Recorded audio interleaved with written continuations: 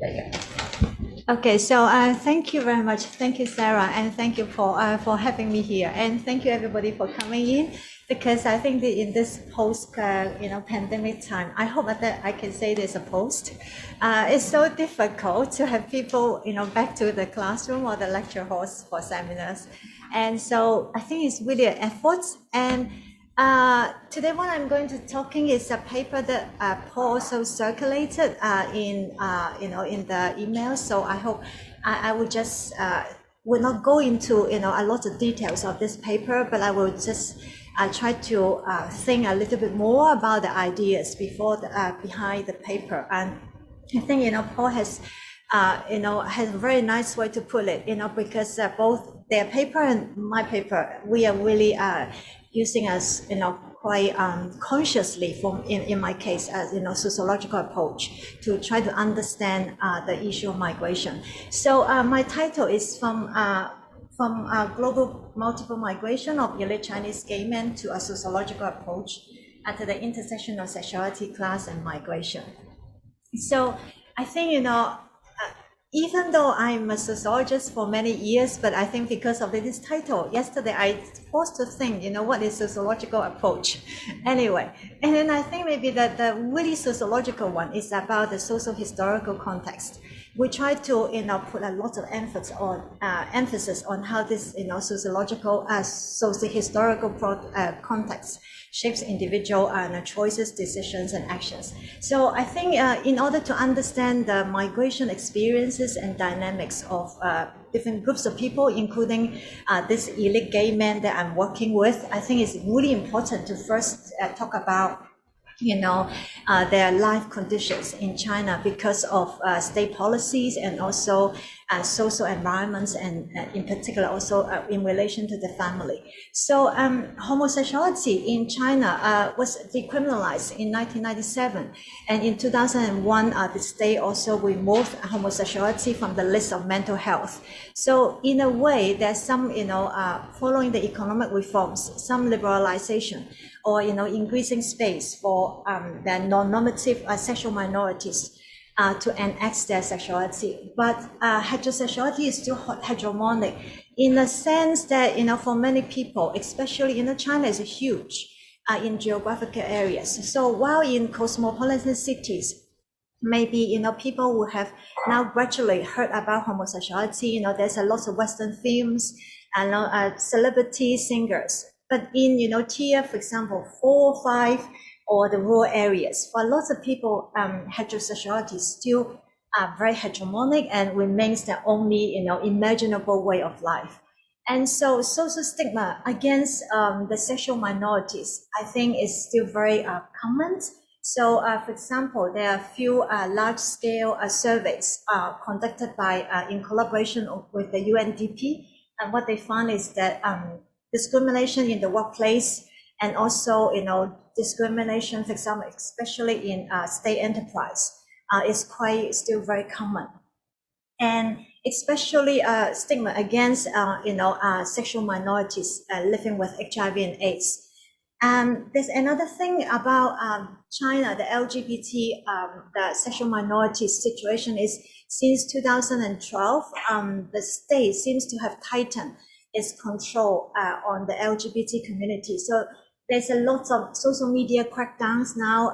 The state label gay contents as immoral in social media. So they shut down a lot of websites and discussion forums, and also NGOs label illegal organizations, and they were shut down.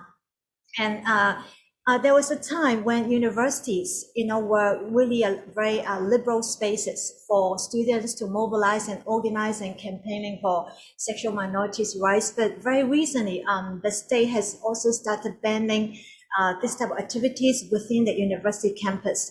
Last year, some very famous universities in China, they even asked students to submit a list of, sexual minorities, students that they think that they know. So these are all quite, concerning, issues.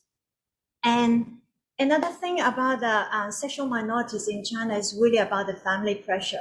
I think a lot of sexual minorities now, especially those who were born in the 1980s, they are the only child. So you can imagine, giving the Chinese, traditional emphasis on female piety and children as, OH support. And, in the context of the only child, parents invest a lot, everything they can on their only child. So of course, there's a high expectations. So there's a lot of pressure coming from the parents, for example, and in order to, I think it's a lot of sexual minorities from a very young age, they are very clear about the parents' expectation of them. So then there's a pressure, for example, to hide their homosexuality from parents, and also the pressure to get married, and also to bear children. In the Chinese context, marriage has remained a social obligation. And then there seems to be a deadline for marriage, people approaching, when they enter into their 20s, they experience a lot of parents in asking, are you dating? Relatives are volunteering for introducing, potential marital partners. And, their marriage and dating become the central discussion topics in family gatherings. So there's a lot of pressure, to follow the path, the more ordinary, heteronormative path. And there's also a lot of pressures that parents have to bear. If their children have remained single, then parents face a lot of questions from their own colleagues. You can also imagine this is also a legacy of the communist society, because for many years, from the 1950s to even now, there's a danwei. Danwei, it means the work unit. So people work in the place, they assign, they get assigned housing in the place which is close to the work. So there's a lot of overlapping of the neighborhood networks, friendship networks, and colleagues networks. And this are the pressure where parents will face if the children, are not, following the more, ordinary sexual path. And so my research begins with the question is that, because this is indeed really interesting, is I met a lot of sexual minorities in Hong Kong and overseas, and then they were migrants, and then they were sexual minorities. So I started to think whether these two are related. And when I started to do the research, the first two questions I had to ask is what were the migration patterns of sexual minorities? And, why did people move, and how did sexuality shape their aspirations, decisions about destinations, and also migration trajectories? But I used the so-called life story interviews. So these are interviews which is, very similar to, I think, Paul and Sarah, they use is biographical accounts. I invite people to tell their life stories about their migration and sexuality.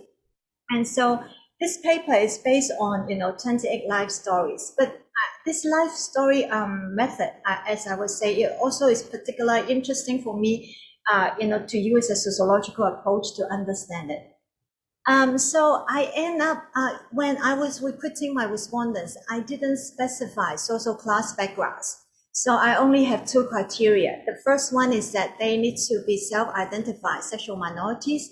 The second one is that they need to have international migration experiences. But then I end up with a sample which is really peculiar. They're highly educated. So among my respondents, all but one have a bachelor's degree and more than half have a postgraduate degree. There's a lot of PhDs. And then for those who have completed their education, they're very professional entrepreneurs. And also they came from really rich family backgrounds. So they will be telling, in their life stories, there will be a lot of traveling over. And then also they move, in different cosmopolitan cities. So, and also they talk a lot about purchasing houses. So there will be, a student in Sydney, then there will be parents investing in them, to buy a house in Sydney. They will be in San Francisco, and then the parents will, also help them to buy a house in San Francisco. So in London, so, this is really interesting. So as a sociologist, I think I didn't choose to have a class analysis. I think the class analysis came to me. And then, so this is the global multiple migration. So when I was, asking them to tell their life stories, I was surprised myself how often they move, how frequently they move, and how did they, circulate around cosmopolitan cities. So among my respondents, At the time of interview, 8 live in New York and 7 in San Francisco Bay Area, because there are lots of people working in Silicon Valley. And then there's 1 in California, 2 in London, 2 in Toronto, and 1 in Bangkok. And also they move around. For example, in between Sydney, New York, San Francisco, London. And then when they move back to Shanghai, Beijing, and Tianjin, and also Hong Kong. So this is, and not only that, it's in their narratives. I was surprised because I think, they're very different from, maybe I'm the older generation. I'm also a migrant all my life, but their outlook, their vision of their life is really different from mine. So I will, quote 3 narrative for you. This is the first one, open of quote. When you arrive at a place, you cannot assume that you would or you can stay there forever. When you leave a place, you do not exclude the possibility of ever returning. End of quote. And the second respondent, 25-year-old Ryan, and then he said, I think it's boring if I had to settle down in one place. I want to try living in different countries. I do not need to plant roots in any one of them. I could have homes in multiple countries. This is my ideal. End of quote. And another one is the 30-year-old Ethan. Open of quote. Soon after I arrive in one place, I will be already looking for another opportunity elsewhere. If I stay in one place for too long, I would feel that my life stagnates. End of quote. So I think these are very different from, the conventional understanding of the migrants, from, more or less linear, from displacements to emplacements, or, about laying down the roots, in one place, settling down. A lot of migration concepts are really about settling down. We have this concept of assimilation, integration, but for this group of migrants, integration and assimilation, they are not the agenda, even not the priority, because they are always thinking about moving.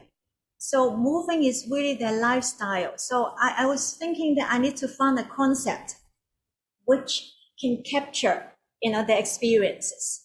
So then I then have to go back to the sociological literature, and I have to, think about, the conceptual tools that I can use.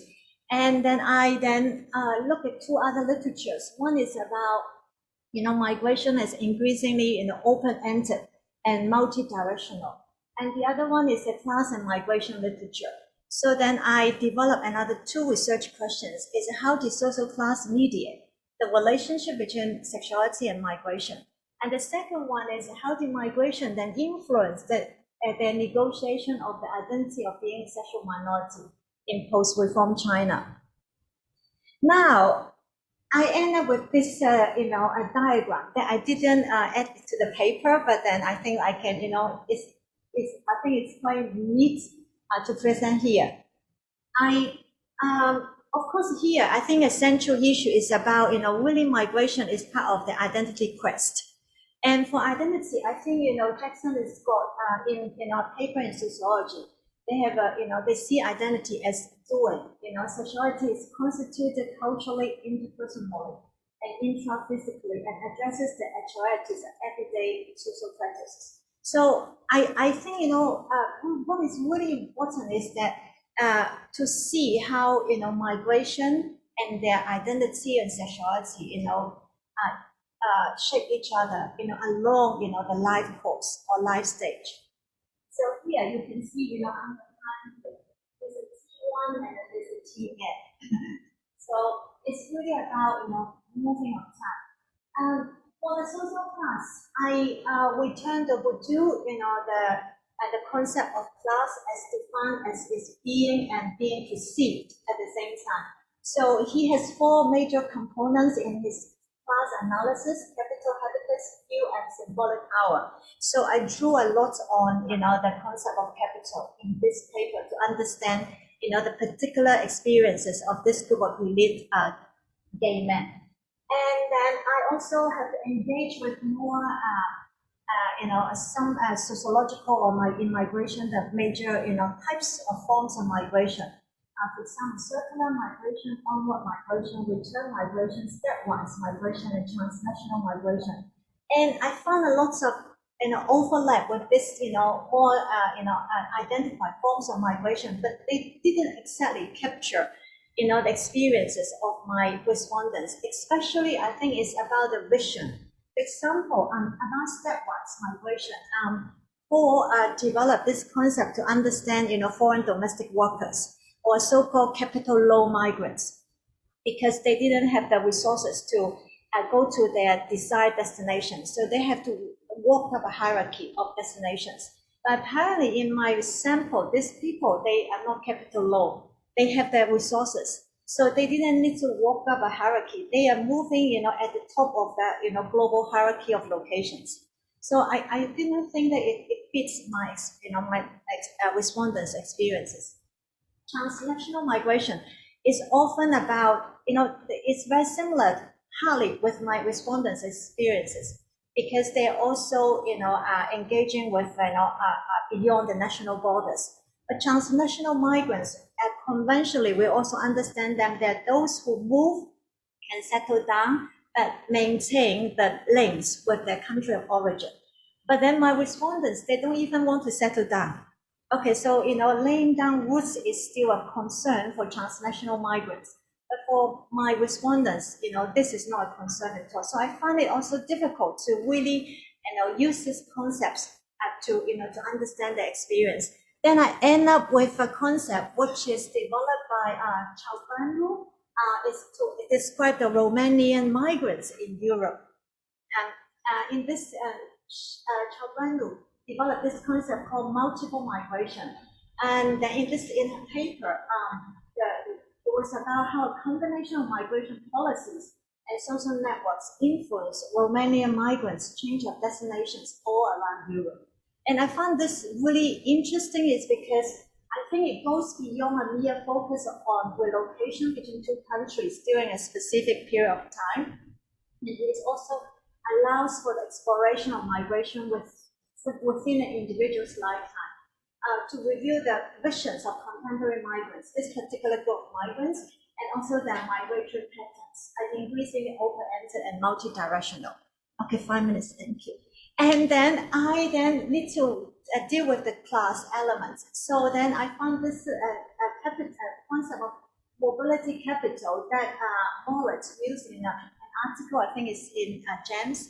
And he defined mobility capital as cross-border mobility practice that could be converted into social and economic advantages.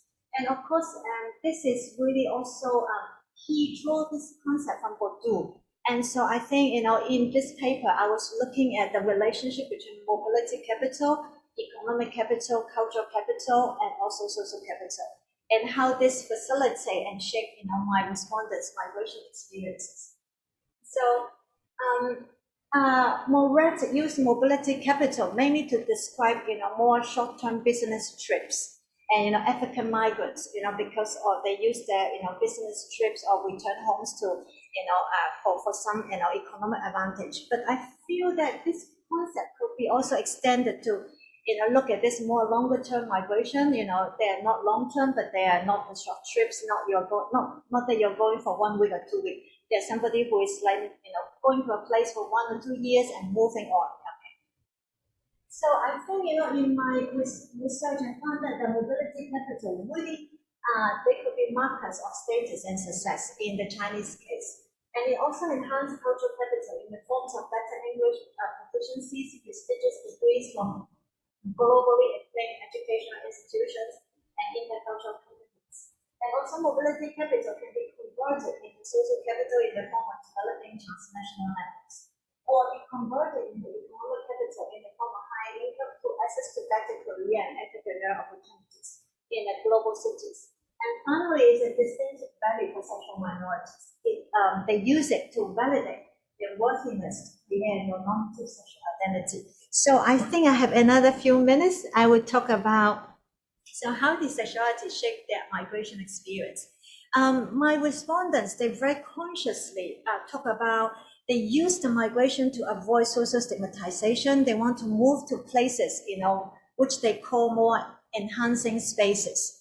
And also they use migration to have more time and space to negotiate family pressure and also to circumvent state repression. In China, same-sex marriage is not legal, and also sexual minorities, they don't have the rights for surrogacy and adoption. So a lot of people, the wealthy one, they will go overseas to get married and to have surrogacy, and also help their children to have citizenship in another country, mainly Western societies.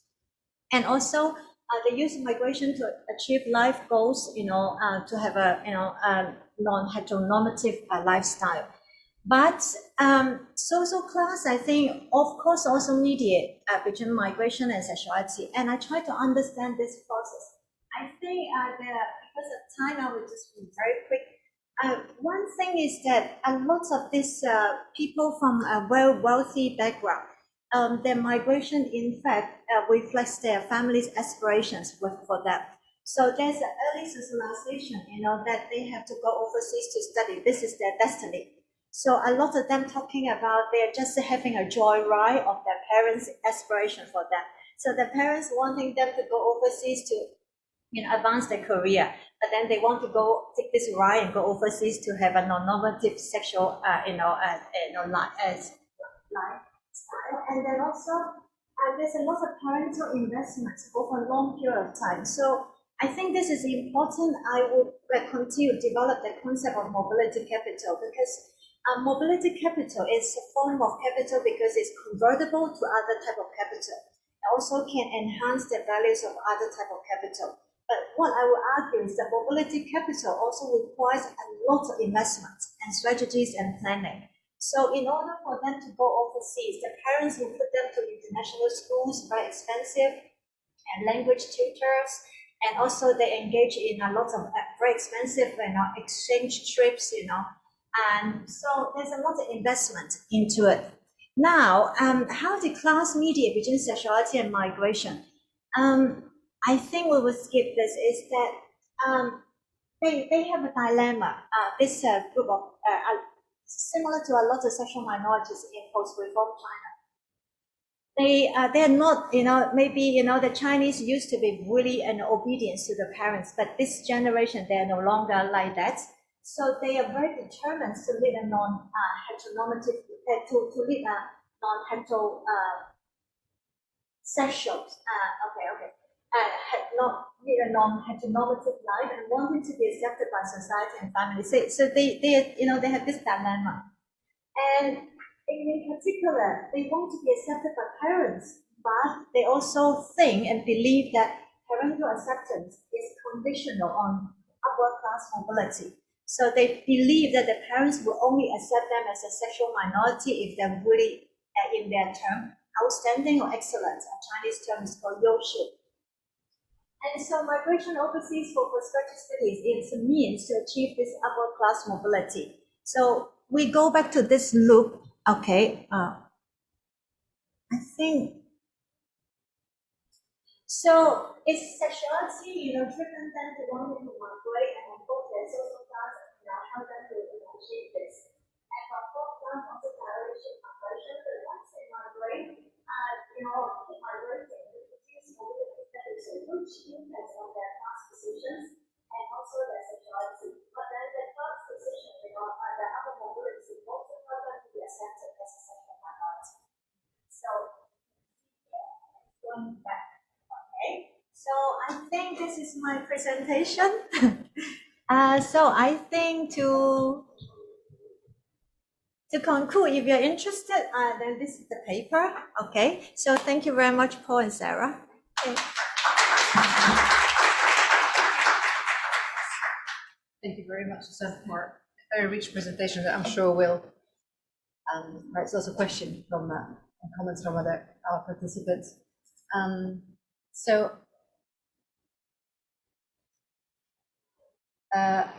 the questions about recording, I'll answer them later because I'm not fully sure how I'll share them, but drop us an email and we will share them somehow.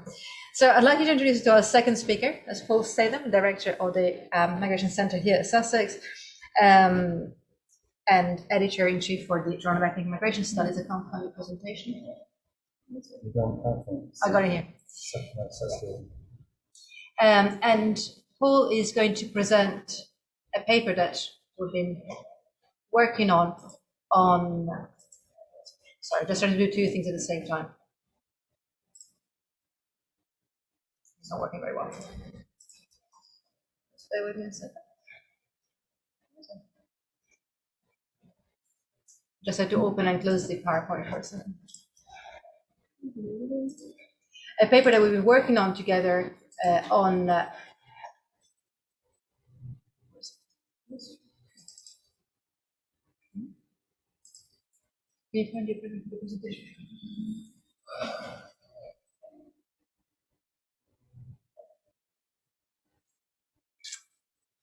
Nice.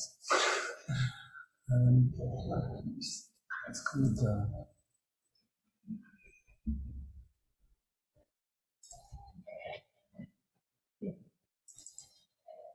Apologies for that. Okay. Can I have your? Oh, here it is. There it is.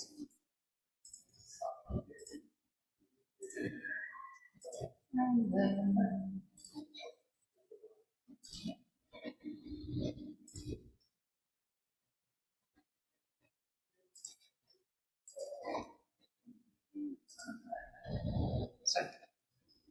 so a paper that we've been working on together on transgender and gay Thai men who are working and living in tourist zones and engage with Western tourists and citizens. So I'll leave the word to you. The camera should be fine. Well, I can chop your head off, that's okay. Can you go into? Is that okay? Yeah. Yeah, Right. you're good, thank you. Yeah. Yeah, There you go. this hybrid world is too. Okay, well, welcome to everybody online, and thanks for coming and joining us today. As Sarah said, this is a part of research that we've done within our research partnership in Thailand, which has basically tried to look at the interactions between Thailand and Westerners, bearing in mind that there's prior to COVID, there were 38 million tourists a year in Thailand, which is a significant size of the population, mobile people moving in and out, and the degree to which that actually transforms the structure and life opportunities, particularly for poorer people. Just a little bit of a sideline. When I was writing this presentation yesterday, I went to get a coffee, and these pictures were in the laundrette at the end of our street. And I'm doing a project with Sirjit Sanantho in Thailand that's called Selling Thainess. And so in a way, the backstory to the narrower story that I'm going to tell you shortly is that all this is the kind of the selling of images of Thailand and Thai sexuality and Thai gayness and the labels of Bangkok, which in Thai are known as Kathoey. And then one could talk a lot about this, that in Thailand there are considered to be three genders, male, female, and Kathoey. But then what I wanted to talk about is the commodification, this global commodification and imagery of Thailand. This selling of Thainess is both an opportunity for people, but it's also a constraint. In some cases, you can make your mind up that it's a form of exploitation. Yeah. In other ways, you can say, well, it's naturally people celebrate their Kathoeyness or their gayness in this kind of way, and so it's behind all this is always the question of it's very difficult to position people and their aspirations within the frameworks that they're operating in. What is for sure, though, is that in Thailand, there's kind of these cities or zones of a kind of hyper-reality. Tourists are not real people. They are people who go somewhere to mess around for 2 years, right? So places that are structured to perform and provide them with their needs, including sexual needs in some instances, are these kind of strange environments that are somehow segregated from the rest of society and constructed to serve Westerners. So this, in a sense, is the backstory to what to what I'm going to talk about. So the research question is much more specific. It's basically talking about transgender Kathoey and gay men from poor rural backgrounds. So from northern Isan, which is also the region where a lot of women who partner with Westerners come from and typically migrate in significant numbers to tourist zones and look for work there. So how do transgender Kathoey and gay men from poor rural backgrounds strive to get on and make spaces for non-heteronormative living in Thai society in the face of strong discriminatory and social pressures? You know, it's already difficult enough if you're poor to get on in Thailand, but if you're poor and gay or poor and Kathoey, where your gender identity is visible in society and present, then how do you try and negotiate these kind of things? So, I mean, basically, it's looking at how high heteronormative mainstream social pressures work in a way to channel these people's lives into a limited range of social pathways over the life course. So people's social pathways are all limited. You know, as a poor person, your social pathways to life are limited. If you're a gay person or a Kathoey person, then how do you try and make a life in this difficult situation? And it's trying to look at Kathoey and gay men's agency and strategies in negotiating and striving to overcome these high barriers to social advancement, and trying to look at that at the biographical interview, so to look at it at different stages in the life course. And in particular, what resources are available to them, and looking at access to work, what types of work are available to you, peer support networks, does family support you, and where can you find recognition for being Kathoey? And a lot of these resources, it comes out in the story, are from the sort of subcultural milieu or gay scenes that exist in tourist zones, cities like Pattaya. Okay, so terminology, which is always difficult and important in these kind of issues. So people in the study are male to female transgender Kathoey, cisgendered masculine identified or gender normative gay men. The term Kathoey, as I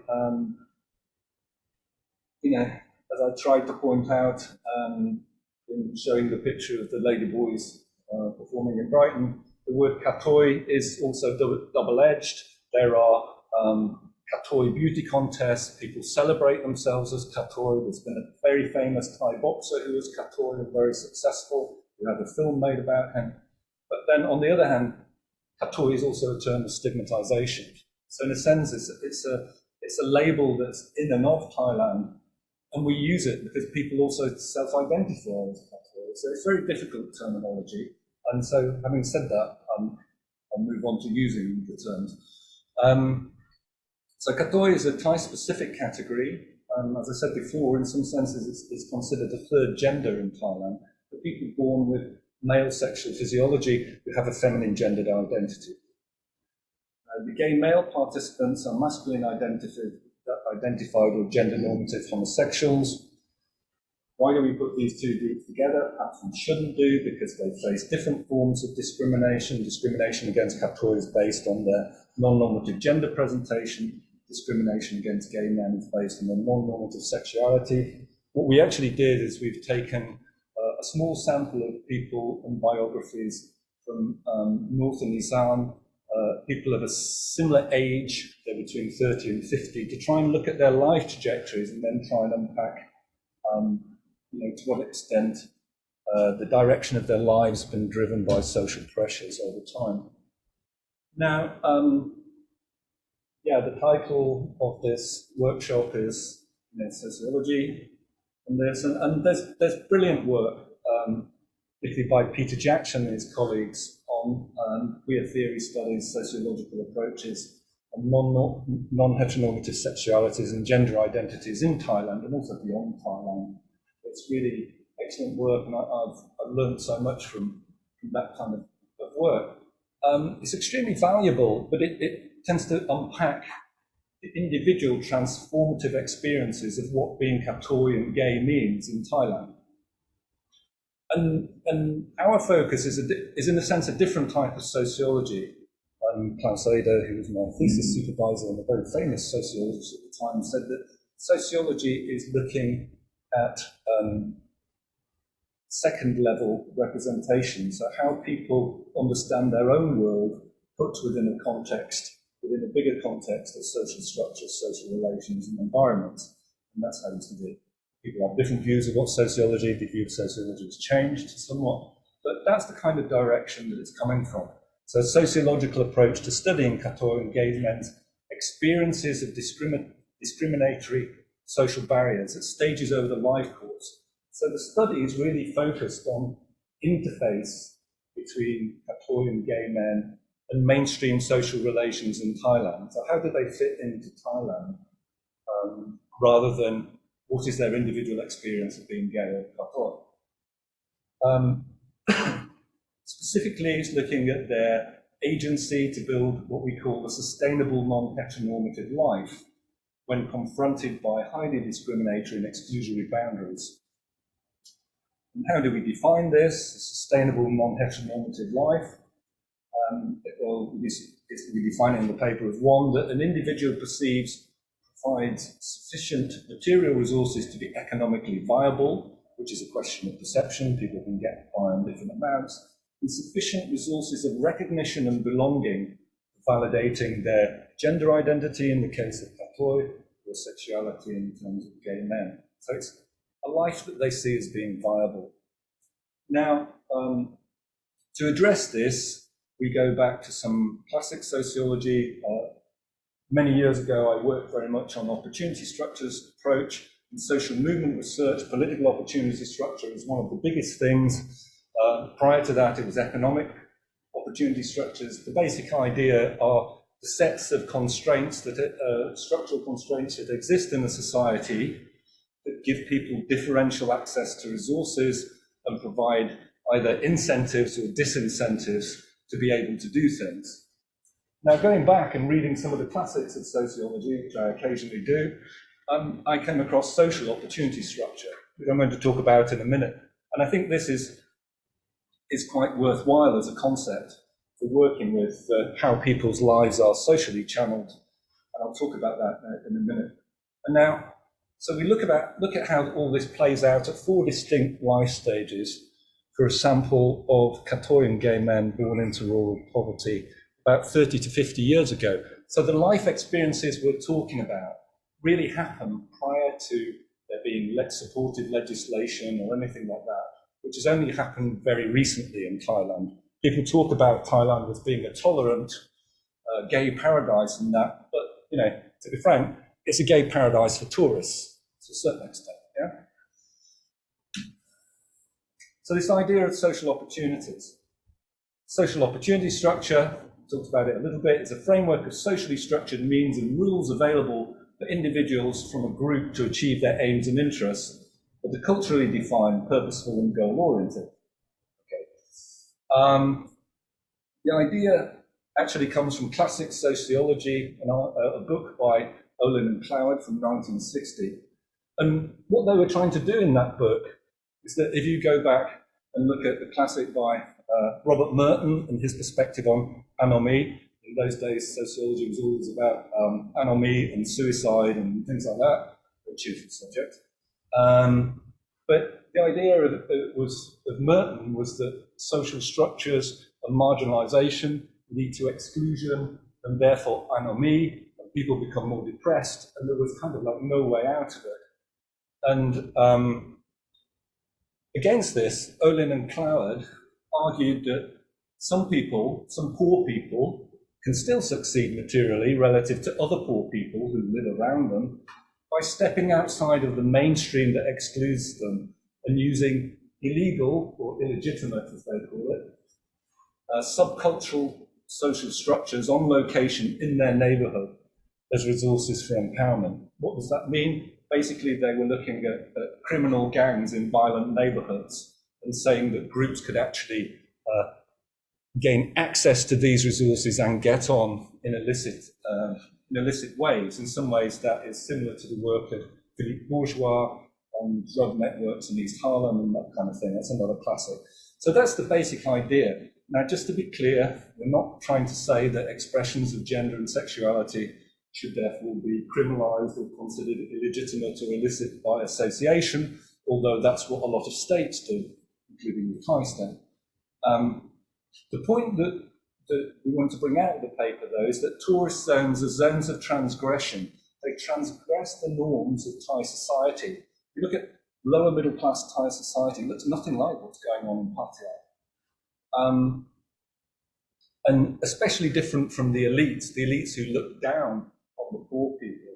You know, a lot of the tourist zones are generated by the Thai state. The Thai state markets this idea of sexual Thailand, available Thailand, and thereby exploits a lot of poorer people who work and find their own way through that environment. So the tourist zones are like hyper-real fantasy lands of bars and available sex, purpose-built for tourists. Officially, prostitution doesn't happen. The Thai state sent an official to Pattaya who came back and to much amusement declared that he didn't see any signs of prostitution in Pattaya. Now, tourist zones then can also provide resources. They have a social infrastructure, networks. They can provide supportive peer communities, non-heteronormative ones, where Kathoey and gay men can gain a degree of self-realization and social advancement, albeit if the overall picture is one of an exploitative one where relatively few succeed. So what then would be the relevant social opportunities to look at that are blocked to these people? And we picked out family, work and place, which came very much out of the narratives that we were reading. Family, a person has a social role in a natal family that provides differential access to important resources of status, emotional belonging, resources, networks for getting on in society. And particularly in Thai society, family networks and obligations are really a crucial resource for individual advancement, particularly people from rural backgrounds. And work, obviously, being able to earn a living matters a great deal, have some kind of financial autonomy or prospects for social mobility. And it's well documented, it's in the paper, there's a very high degree of discrimination in Thailand, especially directed against Kathoey, who, for example, are quite often given regular psychological tests at job interviews and things like that. And also the Thai state doesn't recognize their gender identity. You stick with the one you were born with on your passport, which makes travel difficult and things like that. Place. I didn't used to deal with place, but having moved to the geography department, I now include place as a aspirant human geographer. And in this topic, it really matters, yeah? So a person takes on a social role in a place where she lives that provides differential access to social structures, peer groups, social capital, and recognition for supporting non-heteronormative living. And the key places in these stories are first a village homeland where you start off, and second, the tourist cities that people migrate to. And the story of migration from the village to Bangkok or to the tourist city is a massive story across Thailand, and it's been one of the massive contributions to the social transformation and development of Thailand as work by people like Jonathan Riggs says. So this gives you here's a beauty contest that appeared on national TV. This gives you a sort of flavour of this transgressional zone of the tourist city, which looks very different from the village where people come from. So our interest is on how facing high heteronormative pressures in key social domains of Thai society, family, workplace, channels people's lives into specific, narrow, limited sets of opportunities and pathways. How did subjects act to negotiate these challenges in their efforts to build a sustainable non-heteronormative life. And what does this pathway for achieving non-heteronormative living look like, and what does it tell us about the social barriers facing these people in Thailand? So the research draws on 8 in-depth biographical interviews. In some senses, the class dimension was selected by the sample in the same way as it was for Susanne, and we left out people who weren't of a certain age in the end and didn't come from Islam, so that, if you like, we had a cohort of people who were similar in some degree. And subjects reflected on their own experience of key events that importantly defined their life stories at specific life course stages and biographical interviews.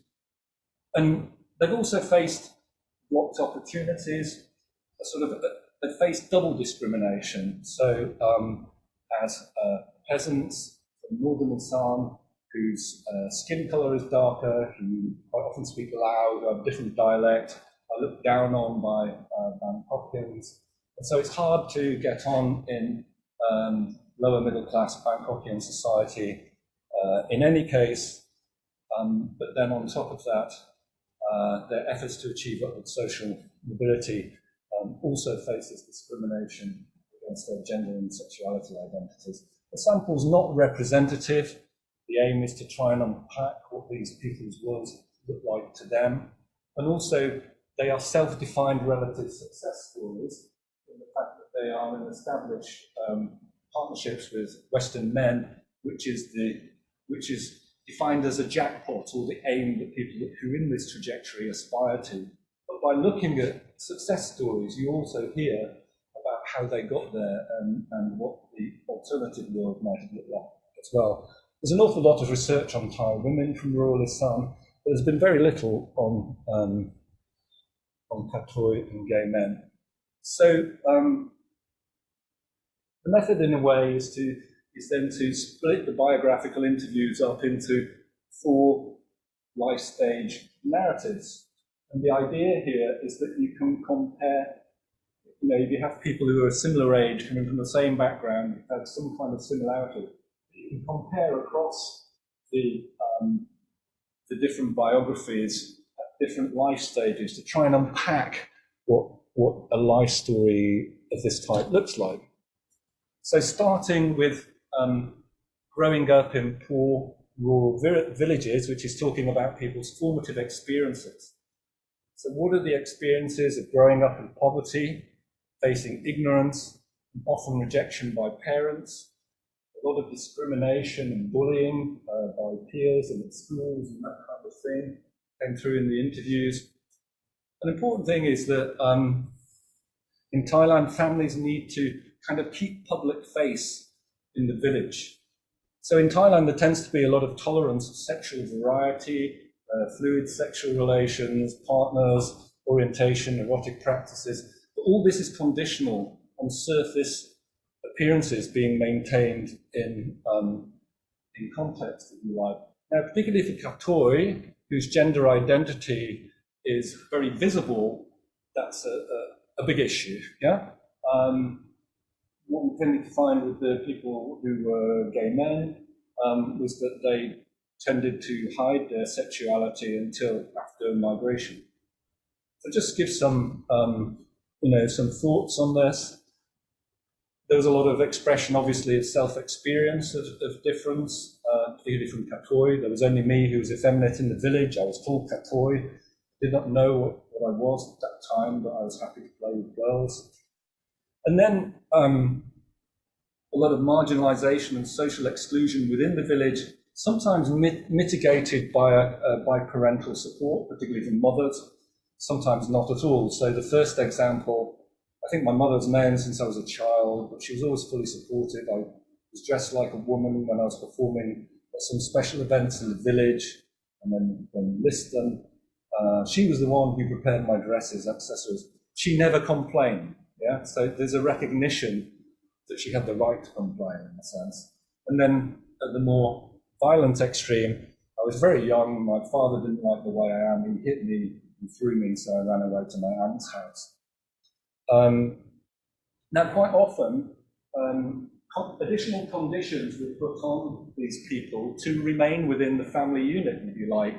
The desire, many discussed about the requirement to be a good person, to regain merit and recognition. As long as I am a good person, father, asked me not to get involved with drugs. Then slowly, he started talking to me, responding. But then behind all this, you have to remember that the opportunities for growing up happen in a very poor environment. So a gay man says, my adolescent life wasn't like others. My family was so poor. I couldn't afford trendy clothes. Either I worked all the time in factories or stayed at home because I had no money. Now, the second stage is that people migrate to cities for work and to escape the gaze of family and village community. Now, this is also a way to pursue self-realization, validation, or gender identity, or sexual identity through non-heteronormative relations. It's also, as I said earlier, it fits very much within the pattern of the mass migrations within Thailand. Now, within this journey, then, people often either aspire to or are pushed towards, depending on how you look at it, towards sex work in tourist zones by discrimination and lack of opportunities in mainstream careers. And again, quite a few of these people were university educated. Yeah? So, because Thailand has quite a good education system. So, over time, people start to engage and feel part of a non-heteronormative milieu, which is basically the Kathoey or gay scene in tourist zones usually. Now, an example then of blocked opportunities in careers. Despite having a degree, I wasn't accepted to work in a private hospital or any others because I am a feminine gay man. I did my makeup once when I was doing the night shift at the hospital and colleagues filed a complaint to human resources. I was asked to leave the job as I didn't pass the probation period. Then I worked in a garment factory in Bangkok.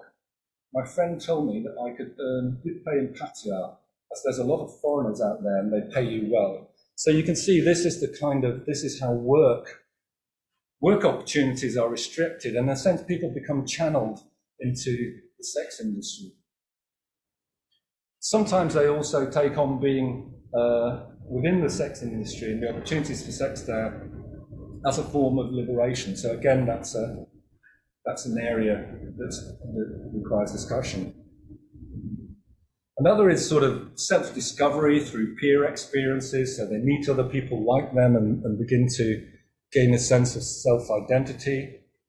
Family restrictions, however, remain. You kind of move away to get away from the family restrictions in a way.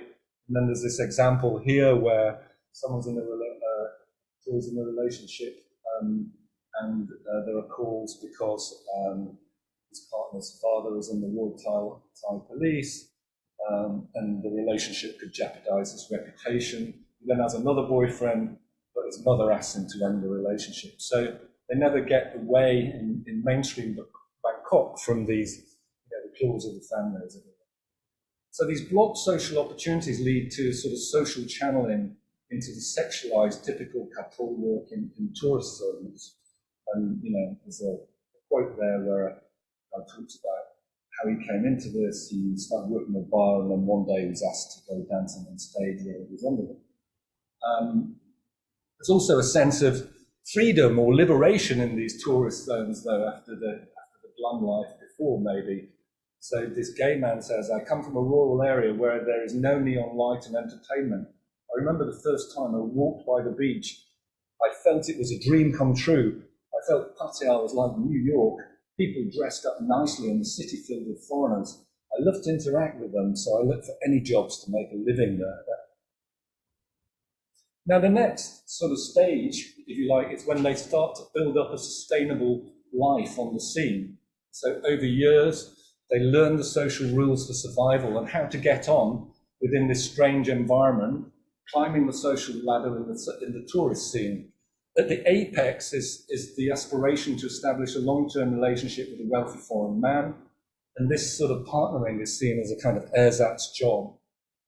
And they tend to rely on peer networks on the scene for emotional and financial support. It has to be said, though, this is a highly competitive environment and few succeed.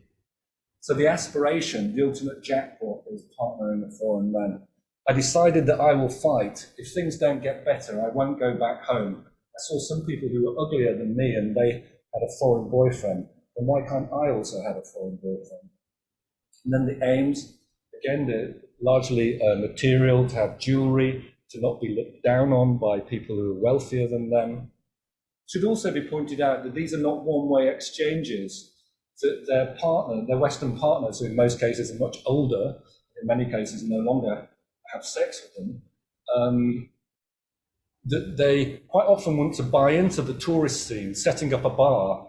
To live in Thailand, you can't actually own property unless you're Thai. So having a Thai partner is also a way into the networks for the business, for the partner to set up and be, if you like, reconstitute the tourist zone itself. And they also, over time, become pillars of the Kathoey community or the gay community in the tourist zone and generate social capital networks. This convivial everyday living is described. I walk to the manicure shop, which belongs to my friend. Many transgender go there to extend their nails and chit-chat. They share experiences. My friends work in the bars and they talk about who they went out with. We have fun talking. I eat with my friends. So it feels comfortable with that life. So there's access to previously unattainable gay middle-class social networks and enhance your status. So the interviewer, do you have a group of friends you hang out with? I do, yes. It's a nurse, a dentist, a hotel general manager. They're all high-class people. Explanation. So, again, social aspiration is built into success on the scene. Then another element that comes is that, like many people from villages in Thailand who migrate, the village never leaves you. Charles Case talks about cosmopolitan villages, where there are people who move back to the village, that you find more passports in the village in rural Thailand than you would in middle-class Bangkok, because of migration, and Thais seem to go back. So rethinking lives in middle age from a position of relative social environment, yes, we were talking to self-perceived success stories, subjects aim to use wealth and status to try and buy back into family, and even sometimes the village community, and have their non-heteronormative lifestyle recognized. So they use their resources to look for recognition, and a quarter to half of income is sent as remittances to parents to gain merit and status. Now, what's going on here? There seems to be an emotional need for family recognition of gender, sexuality. There seems to be also a need for self-validation, demonstrating achievements to heteronormative village community. And at the same time, there seems to be a sort of nostalgia for village life in contrast to the stigma of the tourist zone. Because the tourist zones are treated like rubbish by society. They're almost segregated zones in a sense. And so, in a sense, having a link back to the village is a way to try and transcend that. So the desire to gain merit with parents, demolish the shanty house and build my own house, wants to go back to care for his mother. Social acceptance in the village, however, is dependent on whether family recognition is received and also on financial contributions to the village, which can be made to the temple or that kind of thing. And discrimination still persists, a gay man says. You're judged for being a foreigner's boyfriend. When I visit my family, neighbours see my car, they'll ask what kind of job I do. If I say I have a European boyfriend, they'll give me a look. So some conclusions then. Hopefully the paper is a bit more subtle than the way I've kind of run through it here. Now, each life stage then is permeated by subjects' efforts to achieve recognition for living non-heteronormatively, made against a backdrop of subtle and direct forms of transphobia for Kathoey and homophobia for gay men, on top of the disadvantages of low-class status coming from poverty. And the paradox is, it's the subcultural transgressions of tourist scenes that makes them a location where Kathoeyan gay men found at least some new social opportunities to access the means to build a sustainable, non-heteronormative life in their terms. So tourist zones transgress dominant hetero norms and values of society but they also provide alternative social structures, communities, and countercultural norms that support specific forms of non-heteronormative living, albeit ones that are dependent on foreign men. And this alternative pathway towards a successful life, combining sufficient wealth with gender affirmation, is socially recognised within Kathoey and gay circles as a ladder that allows a few to climb to the top. So simply put, tourist zone scenes present a chance to transform what is a social and geographical displacement from mainstream heteronormative society into an asset to some degree. Thank you. Thank you.